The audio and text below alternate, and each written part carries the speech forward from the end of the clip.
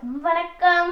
இன்றைய பதிவில் நெடுஞ்சாலைகளில் அதிகம் வளர்க்கப்படும் செவ்வரளி காரணம் என்ன, அதை பத்தி தெரிஞ்சுக்கணும்னா வாங்க வீடியோக்குள்ள போகலாம்.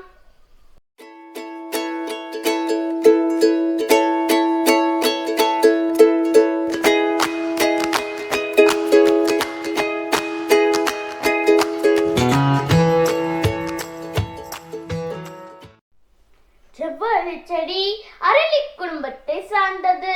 மிகவும் நச்சுத்தன்மை கொண்ட தாவர வகை.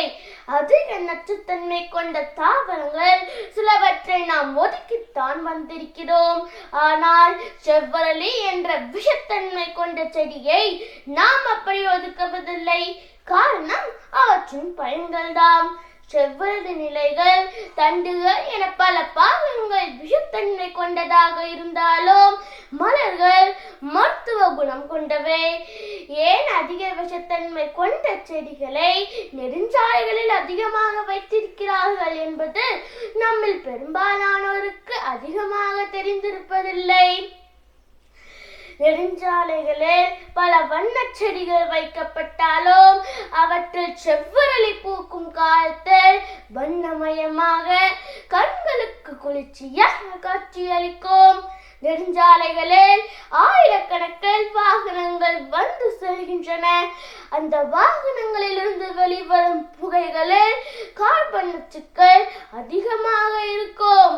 அந்த நச்சுவாயு காற்றை அசுத்தமாக்குவதுடன் சாலையில் பயணிப்போருக்கும் சுவாச கோளாறுகளையும் ஏற்படுத்தும்.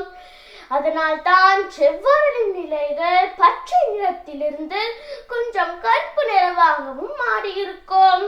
செவ்வரளி செடியில் உள்ள இலைகள் மற்றும் மலர்கள் காற்றில் உள்ள கார்பன் தூள்களை நீக்கி காற்றில் உள்ள மாசுக்களை அகற்றி தூய காற்றாக மாற்றும் தன்மை கொண்டவை.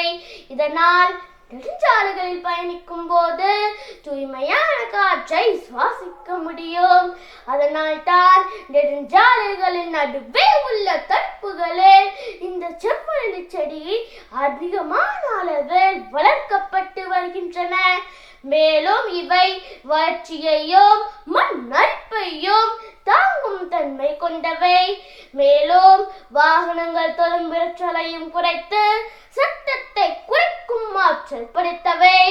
எதிர்ப்புறம் உள்ள சாலைகளில் வரும் வாகனங்களின் முகப்பு விளக்குகள் எதிர்வரும் வாகன ஓட்டிகளின் மீது படாமலும் தடுக்கின்றது. மேலும் இதை பராமரிக்கும் செலவும் குறைவாகத்தான் இருக்கும்.